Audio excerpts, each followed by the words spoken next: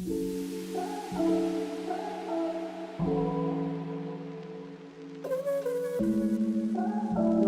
to The Big Break Show, a podcast where we discuss short-term rentals, entrepreneurship, life, mindset, and everything in between. Here are your hosts, Rafa Loza and Jesse Vasquez. The Big Break Show. Welcome back. I'm here with Jesse. That's the intro. That's the intro. That's what you got for the intro, bro. Like out of every kind of intro that we can have right now, you decided. I wanted to go with a really dry one to change it up so people go, what the fuck is happening? Oh my goodness. Well, you know what, you guys, Rafa's on right now, so I'm gonna let him just take a deep breath and relax for a second. Let me go ahead and just start this up. What's up, guys? Welcome to the Big Break Show. I am Jesse Vasquez, and today we have a special guest. His name is Blake Anthony Carter, and this guy is a professional, not only in the short-term rental industry, but also dipping his toes in a beautiful pool that he's having together in a boutique hotel. Right, Rafa? So I met Blake in North Carolina at the Boutique Hotel Conference that we were both speaking at. And man, he's got a ton of stuff going on. So he's got a brokerage. He's a real estate agent. He's like the number one like short-term rental real estate agent in Austin. He's managing like 76 short-term rentals. He's got a co-host and management company. He has a boutique hotel, 14 cabins, and he's doing this like gigantic Olympic pool with like stadium seatings near one of the best Canyon Lake. I think it is one of the best lakes out there in Texas. A little bit south of Austin. And I was like, bro, you got to come on my podcast. We got to chat. I was like, you got a lot going on. And he's an awesome dude. He's an awesome dude. So I was like, we spent some time driving together from hotel to hotel while we were in North Carolina. So I was like, hey, dude, come on the podcast and let's chat. So I'm glad he came on. One of the things that I like about what he's done is what is that called when you like the COVID years? Like this, he's literally built this business in the last 2.5 years during COVID. So like, you know, he's relatively new to the space, but has evolved and grown like super fast. So I think it's a cool thing to see, man. When you watch people grow businesses that fast, I think that's amazing, bro. I think, and he talks about this, right? Control what you can control. And he's the type of person that just takes his life and decides which direction it goes like that, literally, right?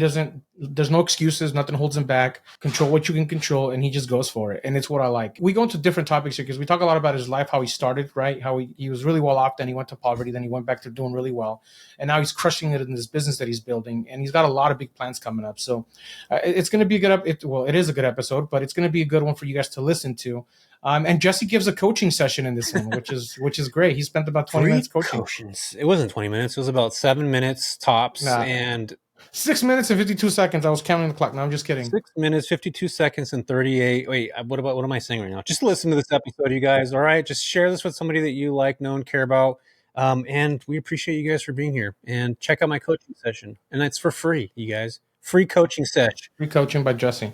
We're starting a new podcast. What was it, Jesse? Coaching sesh by Jess. Coach sesh by Jess. All right, guys. Without further ado, enjoy the episode. Please leave us a comment and let us know what you think. And if there's anybody else that you guys want us to talk to or to learn from, let us know. Hey guys, Rafa here. A lot of you guys have been asking me if I have a course, if I teach, if I mentor my short-term rental business, and the answer is I do actually. I just recently released my very first course. It has about 120 videos. If you're part of the monthly membership, we are adding 2 new videos a month in current issues or projects that I'm working on within the short-term rental business. And we do 1 monthly call live where you have access to me to ask me all the questions you want. So if you're interested in joining the course or if you want any more info, click the link below. It is application only. We only open it to a certain amount of students every month because we want people who are serious, who really want to be a part of this, who actually want to take their short-term rental business and grow it, or are starting from scratch and want to learn how to actually acquire properties doing rental arbitrage. If that's you, if you're serious and you really want to do this, click the link below, schedule a call with me or my team, and we'll get you going. Now back to the show. Blake, man, thanks for coming on the show. I'm excited to have a conversation with you about your projects and what you've got going on. You want to tell everybody a little bit about you and who you are before we get started? Sure. Yeah. My name is Blake Anthony Carter, born and raised in Austin, Texas, best city on earth. Really, my story in real estate, I guess, starts back when I was a kid. So my mom was actually a partner in a pretty successful mobile home retail business, and they also flipped houses and just did some general investing. And basically, long story short, after 2008, they completely lost that business. Few things happened and our life was completely turned upside down. We actually ended up being deemed homeless for 2 years. when I was a kid. A segue of that is actually we started a nonprofit that benefits the homeless after I left high school, that we still have as a 501c3. But anyways, all that being said, been in real estate since I was a kid, but since before my mom, went through that during the real estate crash, and learned all about funding and negotiations and sales and contractors and just all the shit that you have to deal with, right? And so left high school, did not get into any colleges I applied to, and so I just went straight into work. Essentially started working in property management. It's like a leasing agent, right? So you go rent an apartment. Like I was that dude. Worked my way up in that world pretty much as you can. The last position I held, I was the national leasing director for a company called CWS. They're just like one of the largest multifamily firms in the country, and was basically like their errand boy. I would go around different properties, fix problems, train leasing agents, whatever. A few years ago, got my license because I had always wanted to. At that point, I had already done some investing just here and there. Kind of fell into short-term rentals, actually. So the story goes, I was working for a local management company when I had my license. They were just like a small brokerage / property management company. And I was kind of handling a lot of their new business. So like when people would call and they wanted us to manage their properties, I was handling that conversation. And a guy calls and he's like, hey, I have these 3 houses that I'm renting out by the room. Is that something you guys would manage? I said yes. And then went to the owner of the company and she's like, hell no, we are not going to be managing anything like that. I have no clue what that looks like. And so I had to tell the guy, hey, we actually can't do this. He comes back to me like 6 weeks later and he's like, hey, will you just do this on the side? Like, I just need help. I don't know what I'm doing, et cetera, et cetera. My partner, Jeremy, who ended up being my partner in the business, he had experience in student housing. And so he kind of helped me figure that out. This does eventually lead into short-term rentals, I promise. But through that, we learned all about the method of co-living. I don't know if you guys are familiar with co-living, but it's a really, really cool strategy. That was my intro basically into having my own business in real estate outside of just like some minor investing and flipping. Did a lot of co-living, got a client that we were doing co-living with, and he's like, hey, do you guys manage short-term rentals like Airbnbs? And at the time we didn't. And I was like, we sure do. And so we basically, I literally had him on speaker. I'm Googling how much does a Airbnb property manager charge, and just told him like the lowest number I could find just to try to like close the business basically. And through that experience, What's the number? I charged him 12% for management. And that was probably at this point 2.5 years ago, roughly. We had already been doing co-living for probably 6 months at that point. And so we started managing co-living and short-term rentals. Long story short, the short-term rentals blew up for us. We now have over 70 listings on the short-term rental side. We own a couple of our own. We have a 14-unit property in Canyon Lake, Texas, also, which is just outside of Austin, that we're super excited about. And yeah, so we kind of just became known as kind of the go-to people for short-term rentals. We have a real estate brokerage side as well. So we work with investors. We help people purchase short-term rentals. We have a design team in-house also. So we help them do all the design and setup. And then we have a management team as well that's full service. So it's kind of evolved into this larger thing where it started off just kind of as like a side hustle. Rafa, can I jump into this real quick? Yeah. I know Rafa's like, I saw you. You're like this. If you guys are watching this, Rafa's like, let me get in here. I was like, I'm jumping in right now. I got to get in before Jesse does. Okay, hang on a sec, because I want to unpack this a little bit, because I had a very similar experience to the ugly side of real estate as a kid. I mean, Rafa's at the summit, so he heard me talk about it. I don't talk about it a whole lot. My parents, same in the way where I was a 9-year-old kid and I was exposed to my parents losing properties, going to the courthouse, literally sitting in the back of the courthouse, watching them try to evict families. And they ended up losing properties because of their gratuity in a way, because I grew up in a very Catholic household. And they just were like, these people don't have money. We want to try to help them. So they weren't business owners. They were philosophers in a way. Like, they had that kind of that whole philosophy. So for me, dude, like, I didn't want to be in real estate. Like, I was the exact opposite. In fact, I didn't even buy my first property until I was 33. And I think that a lot of times people think like, I need to get into this early, whatever, blah, blah, like, dude, no, you don't. But what I'm trying to say is that ugly side of real estate shaped what I did as an adult, subconsciously. I wanted to go after agencies. I wanted to get paid up front. Everything that my parents went through, I didn't want to go through. So can you kind of talk about that?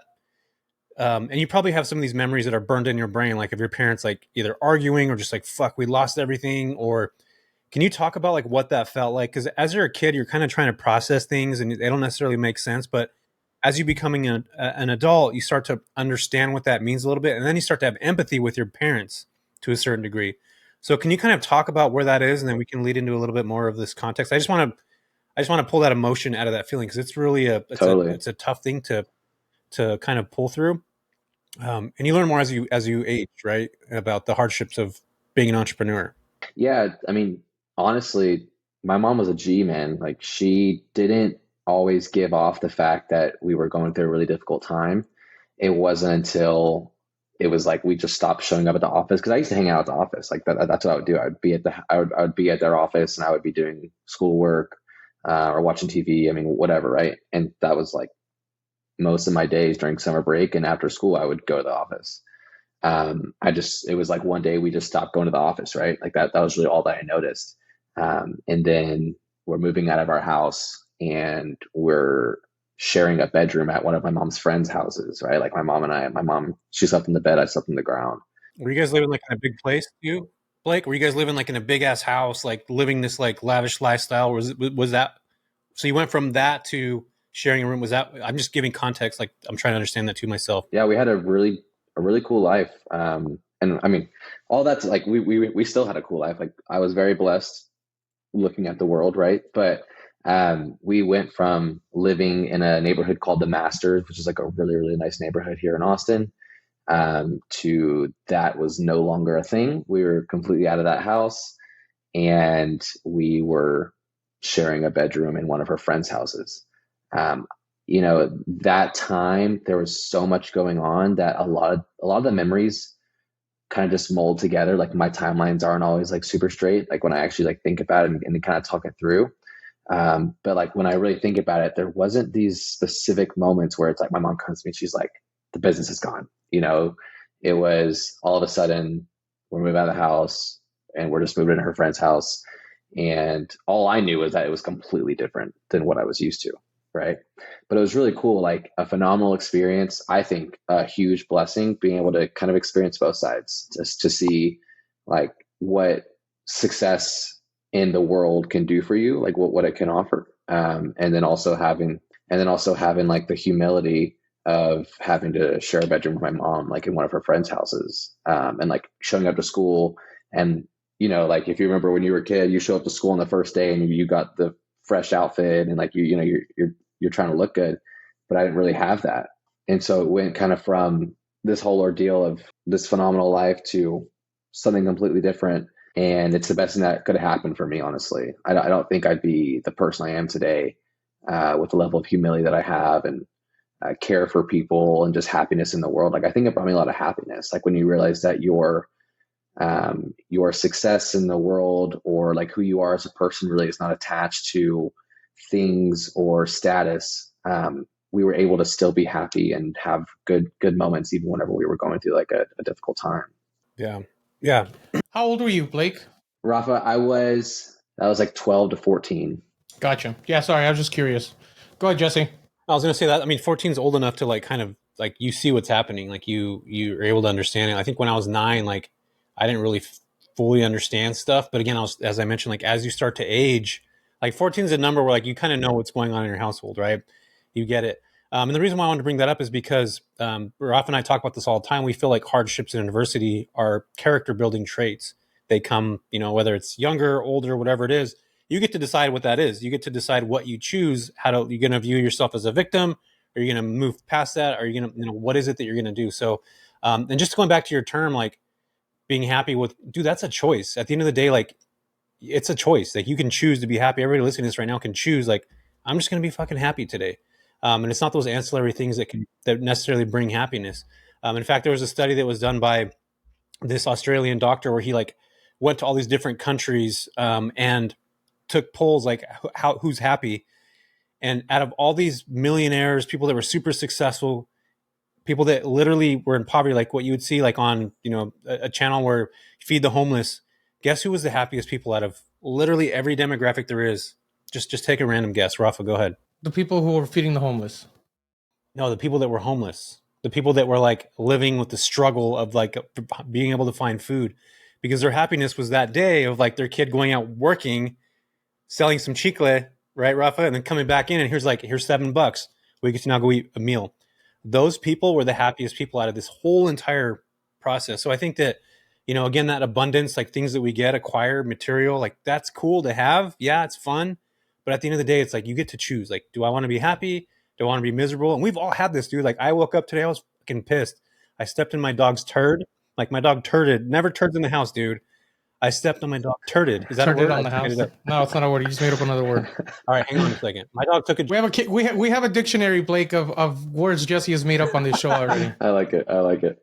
Anyway, I stepped in it and I just like I laughed about it, dude. I'm like, this is hilarious. My dog never turds, drops deuces in the house. It's illegal for us. In fact, I was pretty pissed about it. But then I was like, choice right here. What do I decide to do? I went outside. Look at you. You're growing up, dude. So proud of you right now. My neighbor was watching me fucking spray my foot off. But it's all a choice, Blake. It's all a choice, man. So, okay.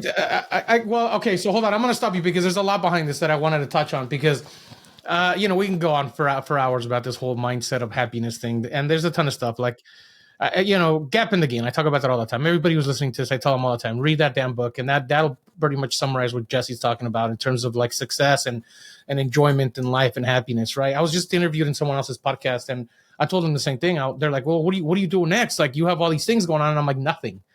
If a cool, exciting project comes along my way, I will do it. Otherwise, I'm doing nothing. I'm doing what makes me happy, what excites me, what satisfies me, what gives me joy, right? What gives me fulfillment. Otherwise, I'm not chasing this like, well, not the rat race alone, but okay, I'm not on the treadmill, basically. I'm not on the treadmill where I'm just like, so, I'm not chasing like massive billionaire success anymore. Back in the day, I was. 2 years ago, I was.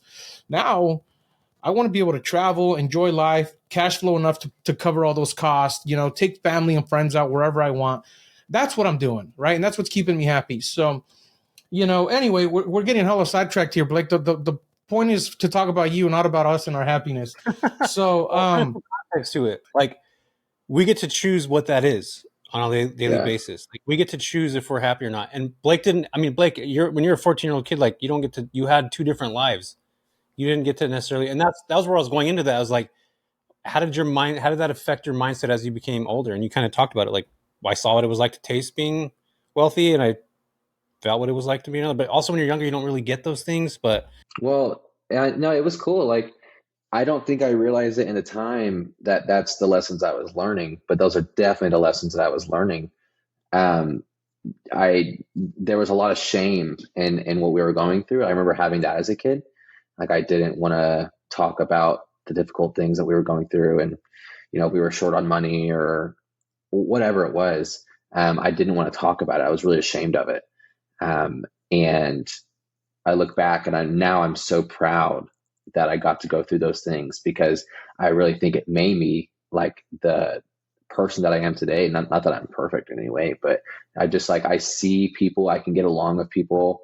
I just look at the world and I look at humanity completely differently than I think I would if I had just been raised in a high status my entire life. And on that same note, there is a limiting mindset, like whenever you come from poverty, that I don't think I had either, in the fact that I had also seen what the top 1% or whatever, what that actually looks like, right? So I kind of saw both sides. So I had the humility and the love for people, no matter where they're from, no matter who they are, I can still look at someone and appreciate them as people, and then also have the same mindset of I can take life to another level, right? Having seen that as a child.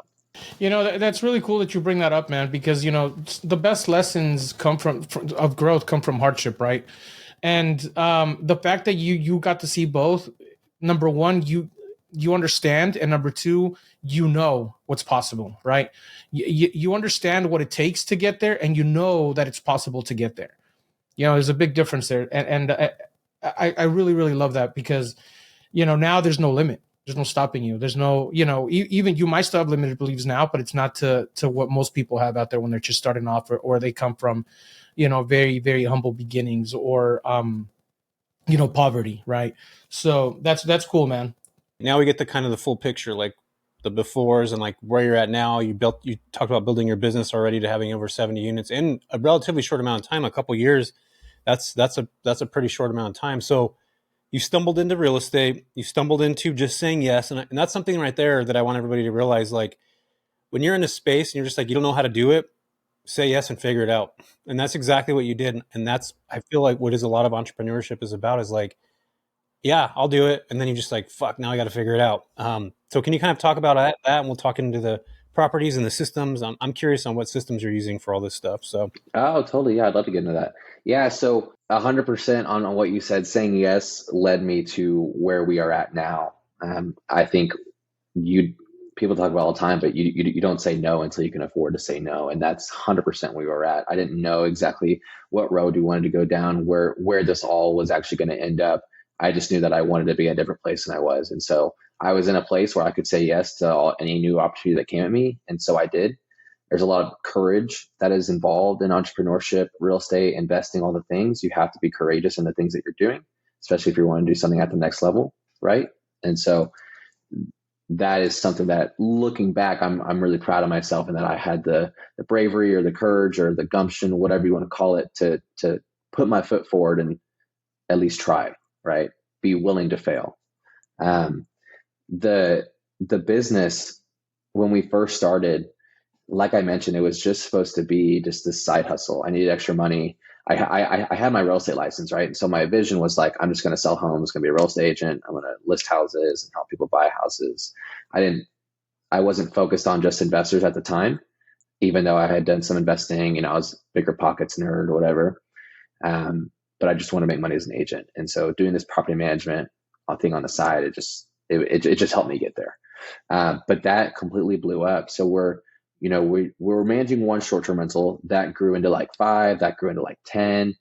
All of a sudden I'm getting pretty busy managing short-term rentals. My partner, Jeremy, has always had a passion for design, has always done really well. And so he starts, helping set these properties up, like letting clients know, hey, you guys, we can do this for you, blows it out of the water, and ends up getting a lot of referral business from there. I had already had a ton of contractor connections from being in the property management space. I was already selling a lot of these properties because I was networking with investors because I was trying to grow the management side, right? And so we realized at a certain point, we're like, hey, there's a business here, right? There's like this is a real service that we're offering. And so we started kind of branding it as like a turnkey service for short-term rentals, plug and play. You come to us, we're going to help you find the deal. We have all the off-market connections.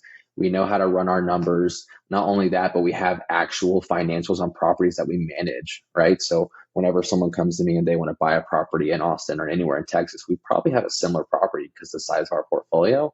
We probably have a similar property that we can look at like actual financials. So we're not just depending on AirDNA or Rabu.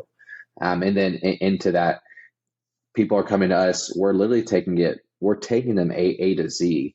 A lot of people are scared about short-term rentals. They don't know how to invest. They don't know where to invest. They don't know what property to buy. They don't know how to set the property up, how to remodel it, what level, et cetera, et cetera.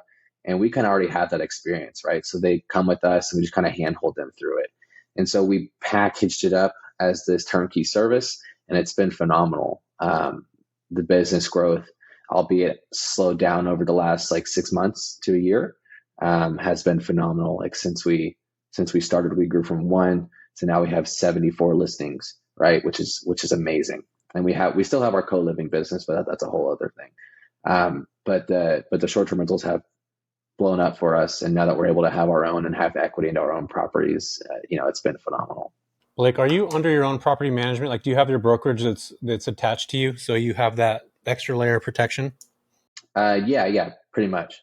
That's awesome. Yeah, because I know that here in California, I've heard of a couple of people that, and I'm a co-host, but I've been looking to acquire, and there's 2 companies that I reached out to, and I talked to them there, and everybody can go look on Google right now. And in fact, everybody listening to this, go into Google and just type in property management, whatever city you look in, see how many 1-star reviews there are on property management companies. So my goal was like, I'm going to buy a crappy property management company, take it over, redo it.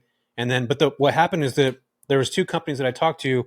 One of them, the broker, didn't want anything to do with me. They didn't know who I was. They didn't understand my reputation. The second one wanted to have ownership for the next 5 years, 17% of the revenue that came in. 17%. 17% of the revenue that came through. Plus, we're going to be charging so. There's just a lot of expenses that come into property management. So, I mean, for me, at the end of the day, I was like, I'm just going to continue to find one. So, you're attached to a brokerage, which is great. I think that's a smart move to do. I think it's it's kind of fail proof in a way that if there is regulations that come into play, you're able to skirt that. My other question for you is: are most of your properties in Austin alone, or are they like 100-mile radius? Are you going deep in markets? Do you have stuff scattered randomly? Like, how are you guys choosing what you're doing? Yeah, we are heavily focused in Austin. We're probably 90% focused in the Austin area. We're also in San Antonio and Houston. We are definitely trying to go deep in the markets that we're in, just because that's way more efficient. That being said, we're doing what I'm calling strategic partnerships in new markets, because we definitely want to grow into other markets. Palm Springs is a big one that we're like actively interested in. And so what we're doing is we're looking for strategic partners in all of these markets. Basically, there's like a structure of rev share and things like that. We give them all the tools. We already have all the VAs built out. And basically, we just like train them how to run their property management company on site. They're like an affiliate of Cribs. And that's how we're growing into other markets. On the same note that you mentioned about acquiring other property management companies, I actually think for people that are good operators and know how to run a good property management company, that's a huge opportunity. It's actually something that we're looking at like right now is acquiring these small management companies like mom and pop shops that are exhausted and they're not making as much money as they were. And so we essentially are trying to just take up as much market share as possible, especially in Austin.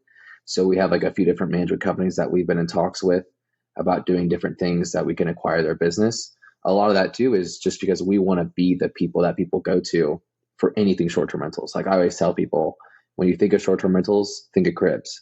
Like that's the name of our company. Cribs is Creative Real Estate Investment Business Solutions. And so anyways, that's kind of like where I said a lot, but that's kind of like where I see the opportunities at. Yeah. So, there was a reason why I wanted you to come on here, because I saw what you were doing when we met out in North Carolina, and I was like, man, you got a lot of cool stuff going on. And that was one of my biggest things. You have already answered a lot of questions I had. Well, the first one was, does your real estate part of selling and buying and everything go hand in hand with your management, which you said you offer as a full package? How are you dealing with regulations in Austin? So right now in Austin, they actually just lifted the restrictions in Austin. So the state of Texas found the restrictions in Austin to be unconstitutional. So as of right now, the city of Austin is accepting new permits, and they don't really have any rules set in place right now, which is kind of a folly on the city. I think they banked too hard the fact that they would be able to keep their restrictions. So they didn't have a backup plan. So right now they pretty much have to accept new permits. People right now in Austin can get permits accepted. And so I do think there's an opportunity there in the next 6 months or so to get properties in Austin and be able to get them permitted, because at some point the city of Austin is going to introduce some level of new restrictions that the state of Texas will not overturn, basically. So let me ask you a question then. Based on, the 2021 post-COVID boom of short-term rentals, everybody blew up and everybody got into short-term rentals. How are you accounting now for the down? I don't want to call it a downfall because it's not a downfall, but like the downturn of revenue, right? Everything's dropping 18 to 22% in revenue now. Do you account for that based on the properties that you're looking for? How do you make up for that revenue loss or indifference in revenue? And then on top of that, well, let's start with that. And then I'll ask you my second question. Yes. So what I've been telling people now is you want to acquire properties that are not as easily commoditized, right? And I'm sure you guys are aware the average property in almost every single market is a 3-bedroom, 2-bath that sleeps 6 to 8 people. That's the average property. And so you don't want to be in that average at all. The market's flooded with those types of houses. And so I'm pretty much telling people that we need to stay away from those if we're going to have any chance at succeeding at all. That being said, if you have a 3-bedroom, but you have something unique attached to it, like this insane view or amazing location or pool and tennis court or something, right? Like there are still opportunities there. But for the most part, your standard 3-bedroom, 2-bath is not going to work anymore. I agree. The numbers that you gave, we are seeing about a 20% downturn in total revenues. On some property types, it could be even more. On some property types, it could be even less. On some of our more unique type properties, we're seeing less than 20%, more like 10%, maybe 15%. And on some of our more, what I was calling easily commoditized type properties, we're seeing 30, 40% downturn. And so what I'm telling people, like when they're looking at new acquisitions, is really you want to have about a 20 to 25% buffer in whatever you're getting your numbers at. Give it about a 20 to 25% delta in the numbers that you're expecting to hit. And if you're still cash flowing at that point, then it's probably a good buy. What I kind of see happening is over the next 2 or 3 years, more and more people are going to continue to fall out because it's not as easy money as it was or as they thought it was or whatever. So we're already having a ton of people that are selling their properties or turning them into long-term rentals or co-living properties for that matter. A lot of people are getting out of space. And so you're going to see a lot more people start to do that as more negative news and all the things kind of skirts people out of the market. And I think in the next 2 or 3 years, we'll start to see revenues rise again, or at least come back to a certain level that they were. Because we all look at the data, we get the AirDNA emails, whatever. Like travelers that are using these platforms are increasing. More and more people are preferring this method of travel. Obviously, we've seen issues with consistency, cleanliness that people are reporting that is in like national news headlines. But that's also where I think there's an opportunity in boutique hotels, which we can get into, right? So all that being said, I really think we're going to go through about the next 2 or 3 years of pain until we kind of start to get out of the clouds a little bit, basically.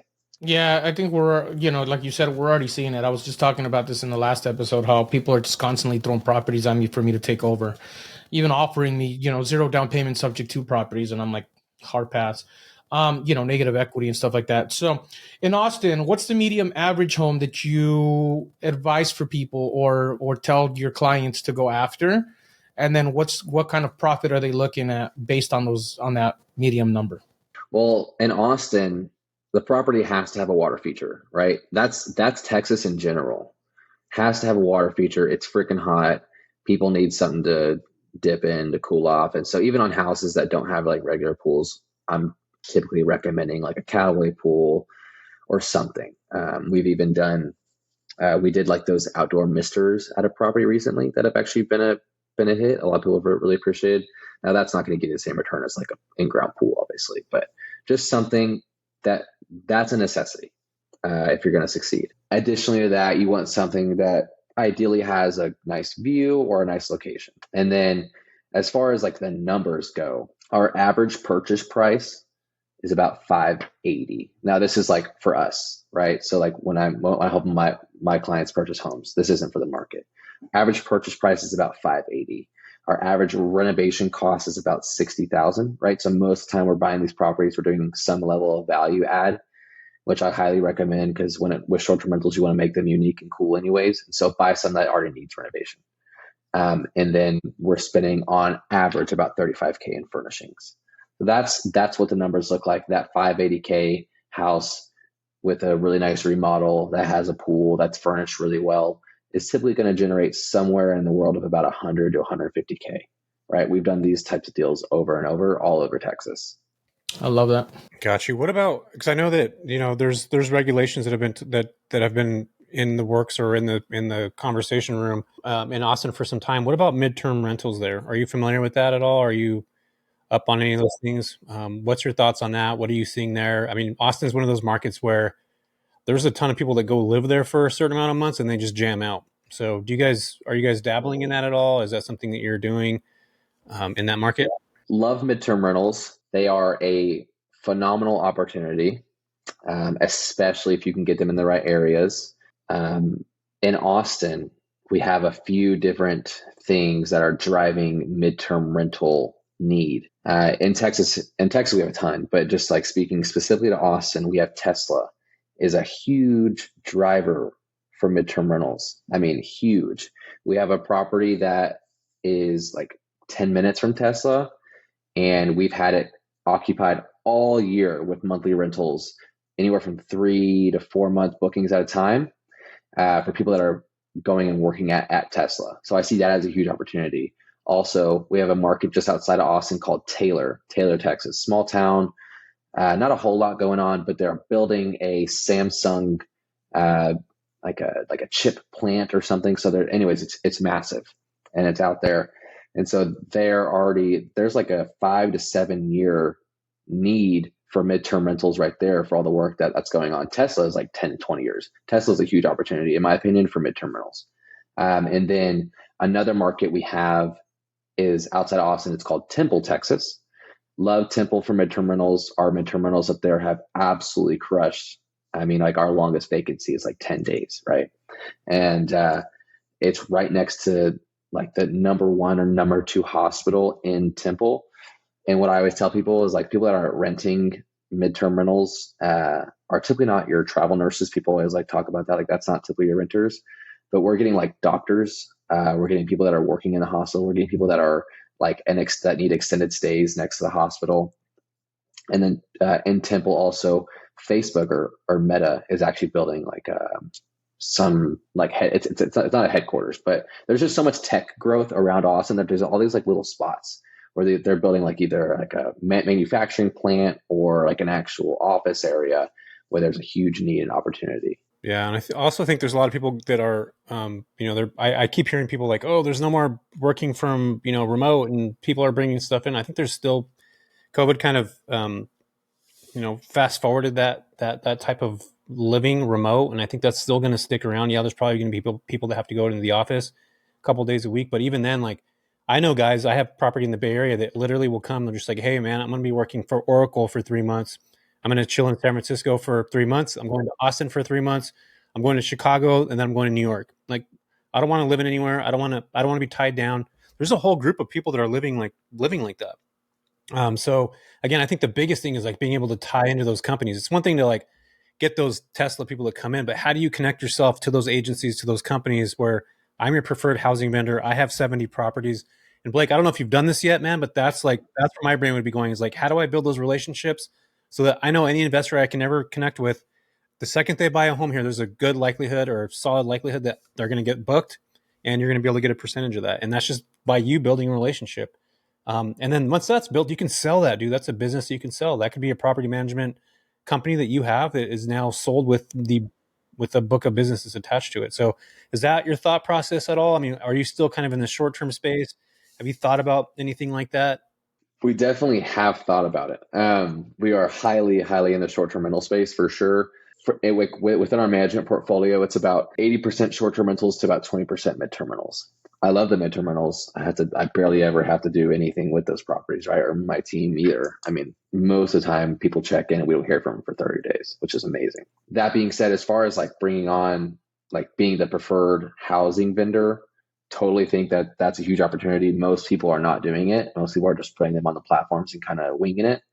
We have some connections, but that's definitely not something that we've focused on. Though I've had the idea, we kind of dived into the world of VAs, which, like over the last year, we've like really gotten interested and knowledgeable about the world of VAs, and I love them. We have the most amazing VAs, and just learning about the different things that you can do with them. And so I've had the thought actually about like having a marketing director of VA or something, right? And their sole job is just to reach out to these companies to try to get us in the door to become their preferred vendors.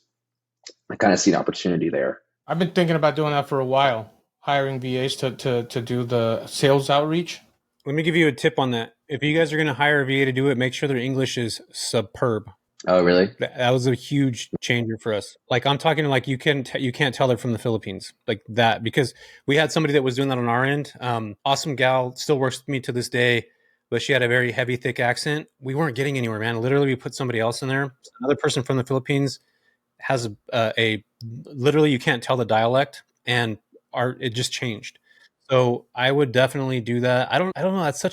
It's weird because it's almost like if you're on hold and you talk to somebody and you're like, they're in another place. You're just like, is this person, it's almost that same kind of mentality. You guys get where I'm going with that? I'm not saying it's like a negative totally thing at all. In fact, I think, it's just the communication source. It's just a different way of connecting. And I think it's important to make sure that if you are going to do that, man, make sure that you have like somebody that does outreach and then you have somebody that closes, almost like a table setter and then a closer. They like, once they get to the right person, you have this one person, and they're the one that's going to own that conversation. It's super, super important. But yeah, Rafa, you should, man. I don't know how you haven't done that yet. I'm too lazy, bro. I don't want to deal with the training. I told you. I don't need another job, man. I'm very particular. Yeah. I'm trying to find someone who already has the experience that I can hire to work with me or give them a profit split because I just don't want to do it. It's too much of a. I can put my time elsewhere. Let's just put there. Yeah. Yeah. Well, I think it's a good move. I mean, either way, I know, Rafa, I know what you're saying. Like, just hire somebody to bring it on. I think that'd be good for you. But Blake, like for you, man, like I really feel Rafa and I, we were just talking about this on the episode before, like skate to where the puck is going, where we see the market heading. Like right now, you're 80-20. Dude, you already know Austin's going to have some short-term rental regulations. Like start now, because by the time everything hits and everybody flips over, then what? What are you going to do? And then you're going to try to reinvent the wheel and try to figure it out then. It's like we already see it. Like Rafa into the boutique hotels, like dude already knows what's coming. He's being ready for it. So I think it's, you know, a lot of what entrepreneurship too is seeing the writing on the walls and making adjustments now so that you can kind of pivot through. And also too, like you've been able to build this. Like how much are you guys doing a month right now in revenue? Like just on the management side? Yeah, just on your management side. On the management side, it's pretty solid. I think we're like top line revenues somewhere around 50K roughly a month. Got you. Okay, cool.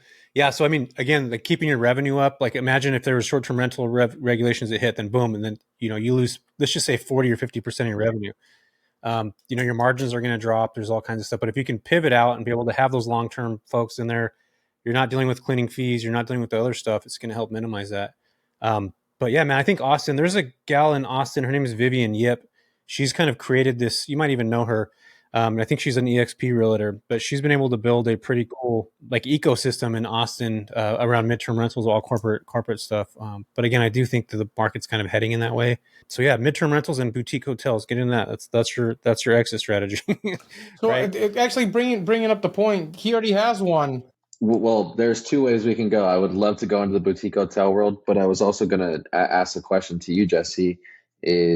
So I learned this from Vivian because she spoke on my meetup. 25% of the people that are looking on Airbnb are looking for a midterm rental, like a 30 or plus day stay, which is a huge market, obviously. But that's not enough to support like the level of supply that short-term rentals has, right? And so my thought and concern around midterm rentals is like, okay, what happens when I have all these people that are converting their short-term rentals to midterm rentals as like a last-ditch effort, right? Like I can see that happening too. But to your point also, if you already have those contracts in place, like you're not even playing that same game, so it doesn't even matter. Yeah, dude, imagine Tesla says like, you know what, Blake, we have 27 employees coming every month. The average employee, and this is how Tesla, like they're down to I have a couple of friends that work for Tesla. They know their average demographic of who they work with, what race, ethnicity they are, how much money they make, how many kids they have. They're going to know exactly who's coming. That's where you think about it almost like a whiteboard projection. I'm going to have a call with Tesla. You're going to think about all those things ahead of time. Like what's your average client coming for? How long are they here for? Are they expecting to buy? There's your foot in the door for being able to sell a property to whoever lives in Tesla. Like there's different avenues, man, that I feel like a lot of times people will not look at and not kind of like you might even do something for free for Tesla. And I know it sounds weird, but then you're going to get how many clients to sell a real estate too. So it's like, you have that opportunity, man. But I think again, it's really like dissecting that whole business down. There's a lot of ebbs and flows to it too. It's like, I think short-term and midterm combo is like Rafa's got a ton of units. I always been telling him like, dude, do a portion of those mid, do the other short. Like that combination of those two things together is fucking dangerous if you do it the right way. Yeah, and Blake, to the point, Jesse, sorry, not to cut you off. You know, anybody can put their property as a midterm rental on Airbnb. That's not a midterm rental, right? You're just getting a 30-day booking. Jesse goes after targeted, specific type of accounts and type of bookings. So talking to you, you have all these opportunities there in a growing market. If you get those contracts, then you don't have to worry about the 25% on Airbnb because you're not relying on Airbnb. You're building the relationships and the business to be able to get those outside of that platform at top dollar. So, yeah. And you are the market share at that point. You create the market, you create the price point, you have all the properties that be able to supply that company for the demand. Plus you're able to sell, you're able to like, you know, the relocation stuff is big. Not only are you helping somebody find a home. Yeah. And dude, yeah, you're on point, Jesse. Not to mention the fact that Blake, your management company, you'll be able to expand it like crazy because of that. So yeah. I think it's just a matter of like you could probably attest to this. I've watched realtors. Rafa knows a ton. I know a ton too, and we both probably talk to them on a regular basis. Dude, what's worked before isn't working now. So like they're having to reinvent what they're doing, thinking of different ways how to sell. Going back to and converting more clients, having more outbound emails, more newsletters. You already figure out the short-term market. Now imagine you figure out the midterm market where those people are living there for a short amount of time, then buying, see if they even like us and to buy. Dude, it's a huge opportunity. You can cash in on check marking all those boxes. I hope I got your wheels going now, man. Yeah, I love how Jesse turned this into a sales pitch for midterm rentals to you. Yeah. Wait, is this a coaching session or like what is this? Like, It's not a sales pitch, dude. This is me just like it's a coaching session for sure. no way, dude. This is me looking at what you have, and you're a realtor. You're a realtor at heart. Like that's what you are. You're a realtor. Like, whether you want to agree to it or not, we can have that discussion. But dude, how can you check mark those other boxes? Like you're going to be able to sell more properties. You're going to be able to help more people. You're going to be able to have people buy a house. It's just a lot, bro. You can do it, Blake. I believe in you, man. I was taking down notes. I appreciate it. Jesse Vasquez coaching session. There it is, Rafa. Yes, exactly. So, Blake, all right, let's talk about your hotel really quick though. I want to talk about your deal because that was one of the things I really wanted to talk about, how you acquired it, how you converted it, and I want to talk about that pool that you're building because I want everybody to know about this thing. It's insane. So we have a 14-unit property in a market called Canyon Lake, Texas. It is a vacation town just outside of Austin. It's one of the top lakes in Texas. It's freaking gorgeous. If you guys are ever in the area, it's worth coming to. There's not a lot going on as far as like the town goes, but it's super like people who love nature. There's tons of wineries and wedding venues. Like it's one of those types of places, right? It's awesome. And so we have a 14-unit property up there. Really, really interesting setup. So it's literally 14 cabins. We call it a boutique hotel just to kind of summarize it a little bit, but in reality, it's more like an experiential property. It's 14 cabins by the lake with amazing hill country views. We bought it and they were running it as long-term rentals. Like these are literally cabins by the lake and they're running them all as long-term rentals. And we just saw the opportunity, right? Like the writing was on the wall, it was right there. And so purchased it. We immediately knew we were going to convert them to short-term rentals. We basically let everyone's leases expire. And as the leases expired, we were going in, renovating, furnishing, listing, right? That was kind of our process. And we're almost 100% done with all the cabins, which I'm super excited about. We just crossed a year last month that we've been working on this. I've been to Canyon Lake, by the way. I love it. Oh, well, there you go. Dude, gorgeous lake. An awesome area too. I can give you guys kind of like the breakdown on the deal as well. So we purchased it for 1.8. It's $1 million capex, which includes all the renovation and furnishing. Plus, we're adding some really awesome amenities and this amazing pool, which I'll get into, which is going to be like the mark of the property, basically. And then $1 million capex, and we're looking, if we hit our pro forma in about 3.5 years at this point, we will be able to refinance at a value of about $4 million. So that's our goal. That's awesome, dude. And yeah, I appreciate it. Once the pool is done, I think it's going to blow it up. Right now we're in slow season. So like right now it's just these cabins and we're doing solid, like we're paying the mortgage, but it's not crushing. But once all of our amenities are done and the pool is built out, it's going to be insane. So your capex, what does it include? What did you guys do to the actual property itself? Yeah, so we did, so it's the full pool build out, which is at this point, it's like 300 or 400K.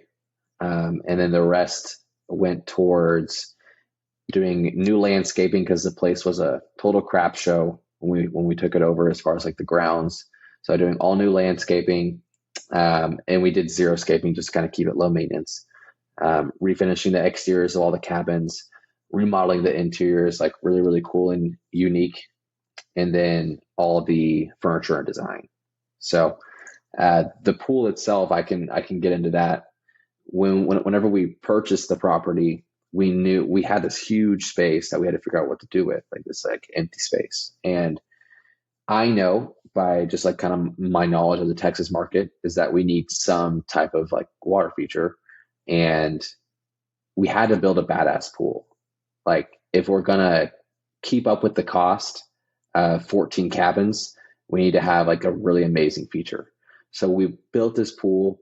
We have the amazing overlook deck, and you look down, it's probably like 20 feet down, and it's where the pool is at. So the pool's like sunken in. And then we have stadium like level seating. So 3 levels of seating and like overlook over the pool. And the pool itself is huge and it's curved. And so like I want to do something unique. We chose like us and all of the partners basically like we want to do like a really unique shape. At first we were going to do Texas, like the actual like shape of Texas, but then that became too difficult and cumbersome basically. And so we have this really cool like curve. It's like a really, really awesome curve, and everything is built around that curve. So like all the stadium levels are curved in the same way. Like it just looks aesthetically amazing. And so pool is just about wrapped up. It's going to add a ton of value. We're adding we're adding a bunch of grill stations, we're adding hot tubs, like all the things you need, right? Fire pits. And we have some awesome views out there. So I'm really looking forward to, once the property is done, we can do some real marketing, influencer marketing, SEO, things like that. Right now, it's just like, hey, let's get this thing done and generating money to kind of keep up the expenses. But eventually we're now getting into phase 2, which is where we're finishing all the amenities and then really dialing in the design on the cabins, making them all themed and unique. And so, yeah, it'll be a really special place once it's done. Yeah, dude, that's exciting, man. I'm looking forward to seeing it. I saw the construction phase of the pool, and it looked badass. And Blake, that's zoned as a hotel, or is it? It is. Got you. That's awesome. So Blake, I'd like to go in more detail, but we're getting to the top of the hour, and being that this is the big break show, I'm going to ask you the same question we ask everybody. Do you have a big break? My big break was short-term rentals, right? Jesse's big break was short-term rentals, now midterm rentals, I guess, right, Jesse? I don't know, Airbnb. So we started this podcast because of that. So do you have a big break, any defining moment in your life where you're like, if it wasn't because of this, I wouldn't be here? My big break was probably being denied from getting into college. I applied to 5 schools. I was horrible in school just because I'm not very smart. And so I got denied from every college I applied to. And I think had I gone to college, I probably would have ended up dropping out anyways. And I think that would have messed with my self-esteem, probably would have slowed me down a good bit, I think, in life and in the world. And having not gone to college, I just went right into the workforce, learned my lessons, and met people and did the things that my colleagues at the time weren't doing. And I think that really set me ahead, actually. I just kind of had like a jump start compared to a lot of my peers and some of them. But yeah, I think like when I think about like what a huge difference maker, things that could have gone differently, I think that made a big difference in my life. That's cool. Yeah, that's awesome, man. If you could give, so one of the other things we talk about is actionable advice that somebody could take after listening to this episode. What's something, Blake, that you could suggest to somebody, an actionable step somebody could take after literally listening to this episode here? I would say putting yourself out there is the most difficult thing when it comes to entrepreneurship and business in general.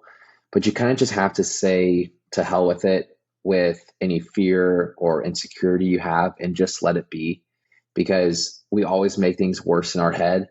So really, if it's someone starting out and they just needed that advice, I would just say, like, go to the meetings, right? Like post on social media, text your friends, call your friends, get coffee with people, put yourself out there with as much like passion and fervor as you can, regardless of how you think it'll make you look or feel or any of the things.